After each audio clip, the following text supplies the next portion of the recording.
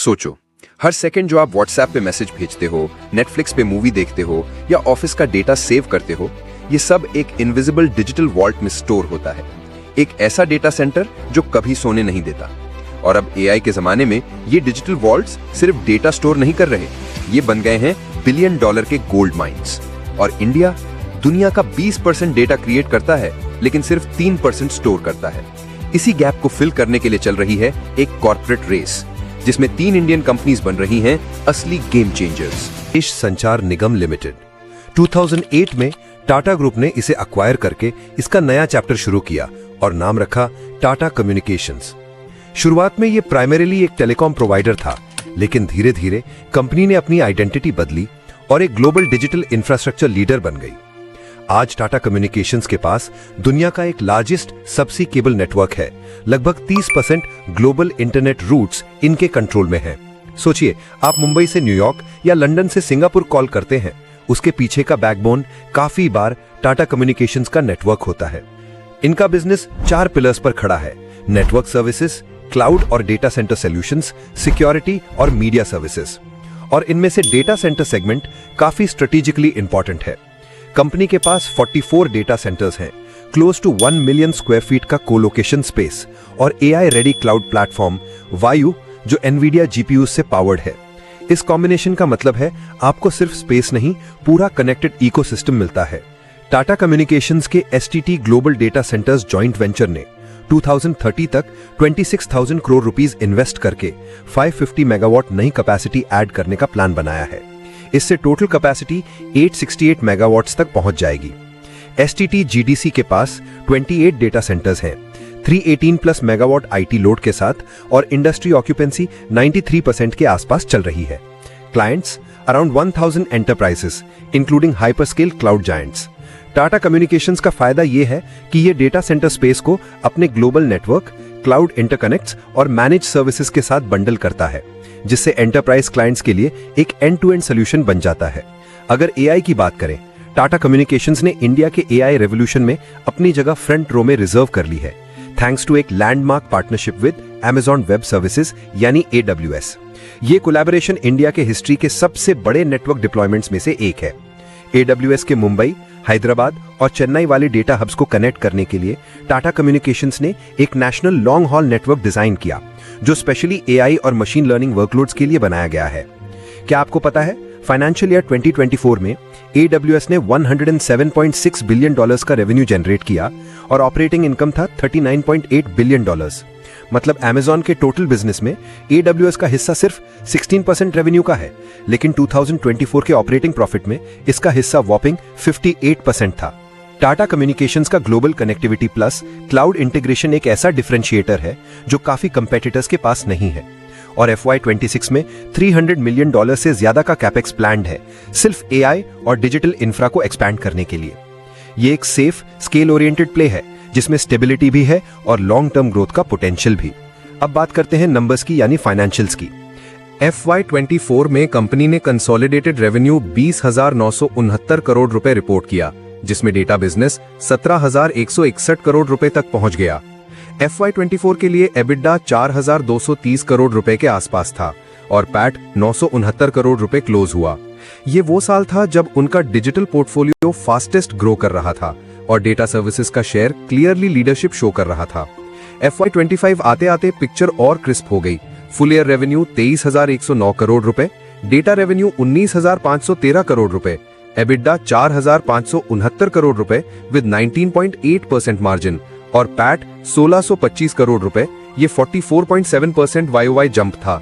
Net margin 7% तक improve हो गया, जो डिजिटल मिक्स के शिफ्ट को कंफर्म करता है। अब Q1 FY26 देखते हैं। जून क्वार्टर रेवेन्यू 5,960 करोड़ रुपए, डेटा रेवेन्यू 5,130 करोड़ रुपए, एबिडा रफली 1,137 करोड़ रुपए विद 19.1% मार्जिन और पैट 232 करोड़ रुपए।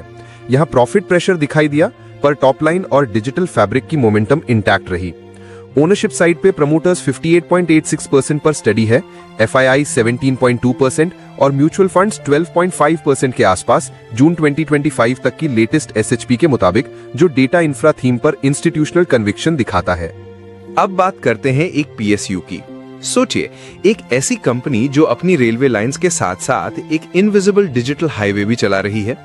मैं बात कर रहा हूं रेलटेल कॉरपोरेशन की, एक नवरत्न पीएसयू जो 2000 में एस्टैब्लिश हुई थी, हेडक्वार्टर्स न्यू दिल्ली में, और जिसका काम है telecom infrastructure, broadband services, data centres और ई गवर्नेंस प्रोजेक्ट्स को पैन इंडिया स्केल पर डिलीवर करना।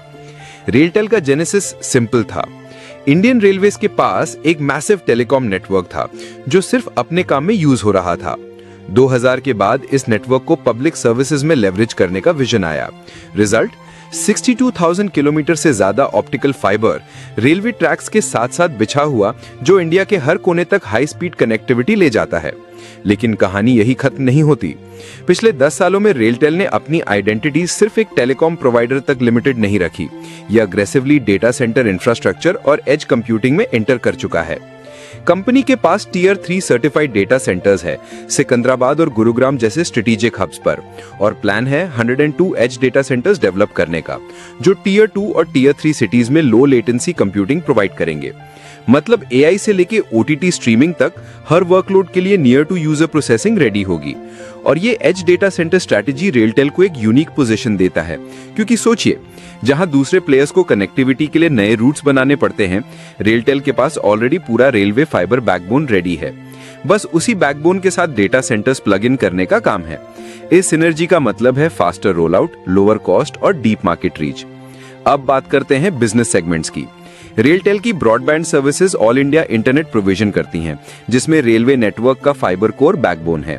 डेटा सेंटर्स और क्लाउड सर्विसेज में company edge computing capacity build कर रही है, और ई गवर्नेंस प्रोजेक्ट्स के थ्रू डिजिटल इंडिया और रेलवे मॉडर्नाइजेशन का इंटीग्रल हिस्सा है। कवच जैसे रेलवे सेफ्टी प्रोजेक्ट्स में भी रेलटेल का मेजर रोल है। ऑर्डर बुक की बात करें तो कंपनी के पास लगभग 6,616 करोड़ रुपीस का कंफर्म्ड पाइपलाइन है, जो अगले कुछ सालों के लिए रेवेन्यू विजिबिलिटी क्लियर करता है।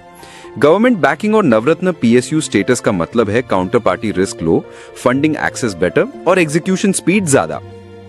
ये सब फैक्टर्स मिलकर रेलटेल को इंडिया के डेटा सेंटर लैंडस्केप में एक स्ट्रॉन्ग कंटेंडर बनाते हैं। डिजिटल इंडिया के मिशन में जहां एज कंप्यूटिंग और लो लेटेंसी इंफ्रा की डिमांड तेजी से बढ़ रही है, रेलटेल का रोल सिर्फ सपोर्ट का नहीं बल्कि बैकबोन का है। और जब एक पीएसयू इस स्केल के साथ ग्रोथ ट्रैजेक्टरी में हो, तो रिटेल इन्वेस्टर्स और वर्किंग प्रोफेशनल्स दोनों के लिए ये एक स्टोरी वर्थ ट्रैकिंग बन जाती है। अब बात करते हैं फाइनेंशियल्स की। FY24 का बेस रफली 2,568 करोड़ रुपीस रेवेन्यू और रफली 246 करोड़ रुपीस पैट के रेंज में था, जिसे FY25 में कंपनी ने क्लियर एक्सेलरेशन दिखाया। Full year revenue 3,478 crore rupees और पैट 300 करोड़ रुपीस। ये 35% प्लस ग्रोथ ट्रैजेक्टरी को वैलिडेट करता है और प्रोजेक्ट्स प्लस सर्विसेज मिक्स के टेलविंड्स को कैप्चर करता है। फ्रेश क्वार्टर की बात करें तो Q1 FY26 में रेवेन्यू 744 करोड़ रुपीस और पैट 66 करोड़ रुपीस रिपोर्ट हुआ, जो स्ट्रॉन्ग एग्जीक्यूशन और हेल्दी पाइपलाइन का रिफ्लेक्शन है। शेयर होल्डिंग पैटर्न सिंपल है। गवर्नमेंट प्रमोटर स्टेक रफली 72.84%, FII रफली 3.67%, MF रफली 0.26%। PSU प्रोफाइल के हिसाब से लो इंस्टीट्यूशनल फ्लोट पर इंक्रीमेंटल अपटिक दिख रहा है। यहां स्टोरी डेटा सेंटर्स के एंगल से इंटरेस्टिंग इसलिए है क्योंकि कोर बैकबोन रफली 62,000 किलोमीटर रेलवे फाइबर उनके 102 HDC रोल आउट को यूनिकली इनेबल करता है, जिससे टीयर 2 टीयर 3 डिमांड को लो लेटेंसी पर सर्व किया जा सकता है। और जब आपका captive government client set large scale digitization पर रन कर रहा हो, तो यूटिलाइजेशन और एन्युटी विजिबिलिटी नेचुरली इंप्रूव होती है। रेलटेल का core telecom services revenue stable है, लेकिन डेटा सेंटर रिलेटेड रेवेन्यू अभी टोटल का छोटा हिस्सा है। कंपनी के पास खुद का रेल क्लाउड है, जो गवर्नमेंट डिपार्टमेंट्स को सिक्योर होस्टिंग प्रोवाइड करता है और कुछ रीजनल डेटा सेंटर्स चलाता है, for example Gurugram, Secunderabad. Management के मुताबिक FY25 में data centre and cloud services का शेयर टोटल रेवेन्यू का 8 to 10% था, यानी रफली 275 to 350 करोड़ रुपीस। NBCC के साथ large scale DC infra develop करने का MOU और अनंत राज के साथ एम्पैनलमेंट का मतलब है कि ये सेगमेंट नेक्स्ट 3 to 5 इयर्स में डबल डिजिट शेयर ले सकता है। अब बात करते हैं एक ऐसी कंपनी जो अपनी पहचान एक ट्रेडिशनल रियल एस्टेट डेवलपर के रूप में बनाई, लेकिन अब उसने अपने बिजनेस का स्टीयरिंग व्हील घुमाकर सीधा high growth digital infrastructure expressway पर चढ़ा दिया है। मैं बात कर रहा हूं अनंत राज लिमिटेड की। 1972 में शुरू हुई, हेडक्वार्टर्स न्यू दिल्ली में है और डेकेड्स तक NCR और हरियाणा के रियल एस्टेट मार्केट में एक स्ट्रॉन्ग नाम रही है। लेकिन पिछले कुछ सालों में अनंत राज ने एक बोल्ड पिवट लिया। उन्होंने रियलाइज किया कि उनके पास जो सबसे बड़ा एसेट है, उनका लैंड बैंक, उसका बेस्ट यूज सिर्फ रेजिडेंशियल और कमर्शियल प्रोजेक्ट्स नहीं, बल्कि hyper scale data centre campuses बनाना हो सकता है। और यहीं से शुरू हुआ उनका ट्रांसफॉर्मेशन मूनशॉट। आज अनंत राज अपनी real estate expertise, land acquisition, large scale construction, project management को डायरेक्टली डेटा सेंटर इंफ्रा में यूज कर रहा है। हाइपर स्केल कैंपसेस डेवलप हो रहे हैं, जहां आईटी लोड कैपेसिटी 28 मेगावाट से बढ़ाकर 2032 तक 307 मेगावाट तक ले जाने का प्लान है।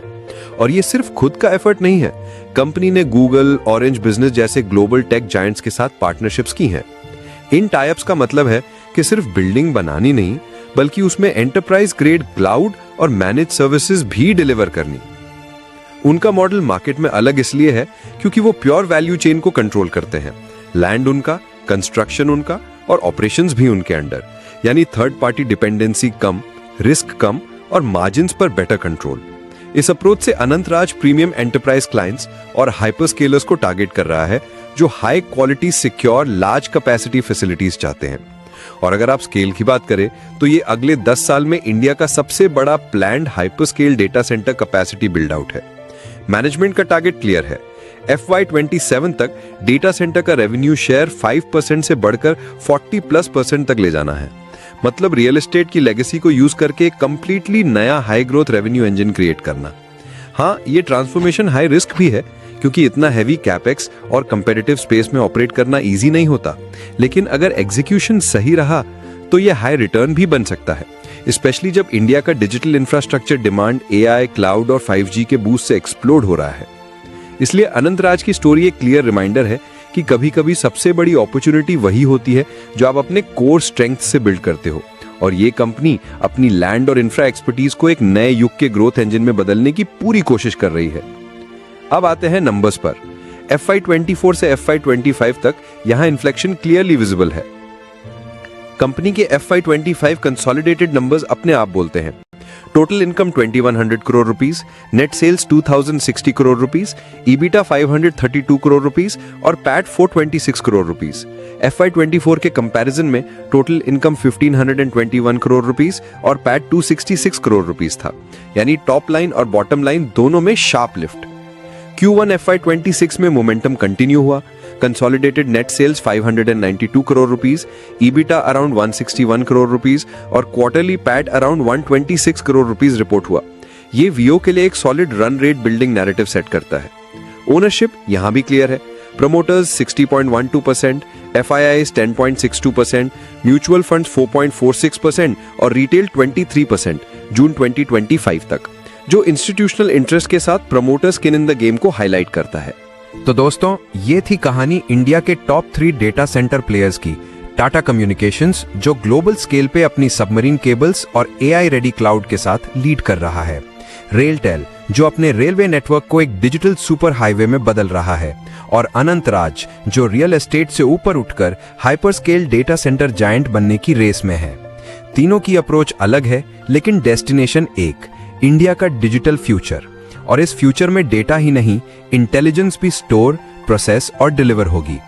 मैं हूं द फिनइक्विटी प्रोफेसर। जैसे मैं हमेशा कहता हूं, behind every market move there is a story. मिलते हैं अगले वीडियो में एक नए स्टॉक के साथ, एक नए पर्सपेक्टिव के साथ। तब तक के लिए जय हिंद।